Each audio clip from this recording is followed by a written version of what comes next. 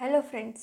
So BMS university एक्झामचा theory पेपरचा schedule हा आलेला आहे.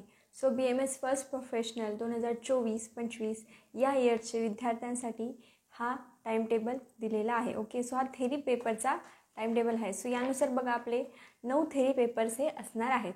सो बघा, सर्वात फर्स्ट आहे डेट आणि सब्जेक्ट. ओके, सो सर्वात आधी जो पेपर आपला असणार आहे फर्स्ट इयरच्या विद्यार्थ्यांसाठीचा 2024-25चा, तो असणार आहे 22 मार्चला 2025ला आणि तो असणार आहे संहिता अध्ययन फर्स्ट या सब्जेक्टचा. ओके, त्यानंतर 1-2 दिवसाचा गॅप तिथे आपल्याला मिळत आहे. ओके, त्यानंतर 24 तारखेला पेपर आहे. सेकंड पेपर असणार आहे आपला 24 मार्च 2025ला संस्कृत एवं आयुर्वेद इतिहास फर्स्ट. ओके, याच्यामध्ये आपलं जे ग्रामर असेल, ओके, आपले संधी समास हे या पेपरमध्ये असणार.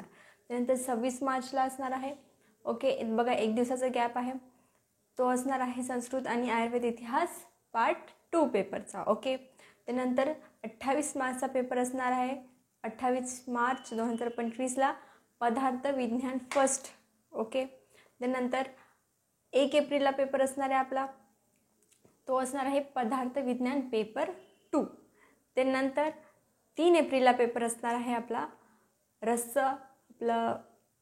रचना शारीर पेपर फर्स्ट असणार आहे. ओके, त्याच्यानंतर आहे 5 एप्रिलला आपला पेपर असणार आहे थेरी पेपर, तो असणार आहे रचना शरीर पेपर 2.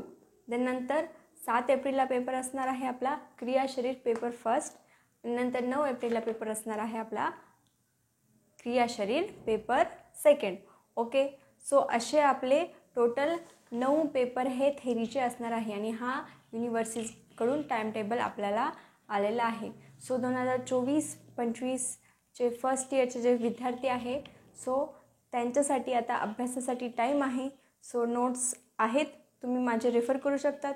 जर तुम्ही बनवलेले असतील ते सुद्धा तुम्ही वाचा आणि पेपर हा बरोबर वेळेत द्या. ओके, आणि याचा टाईम असणार आहे थेरी पेपरचा हा सकाळी 10 ते 1 वाजेपर्यंत हा पेपर असतो. ओके, सो तुमचे जेव्हा पेपर स्टार्ट होतील तेव्हा त्याच्या आधीच तुमचं सेंटर जिथे असेल तिथे त्याला 1 दिवस 2 दिवस आधी भेट द्यायची. ओके, एवढं समजलं असेल. ओके, माझे सगळे लेक्चर ऑलरेडी अपलोड आहेत. त्याच्यातून तुम्हाला काही समजलं नसेल तुम्ही ते बघू शकता. ओके, मला विचारू शकता डाऊट्स इंस्टावर, ओके, आणि टेलिग्रामवर. आणि माझा नंबर देखील इथे आहे. व्हॉट्सॲपवर देखील तुम्हाला काही डाऊट्स असतील तुम्ही ते विचारू शकता. थँक्यू.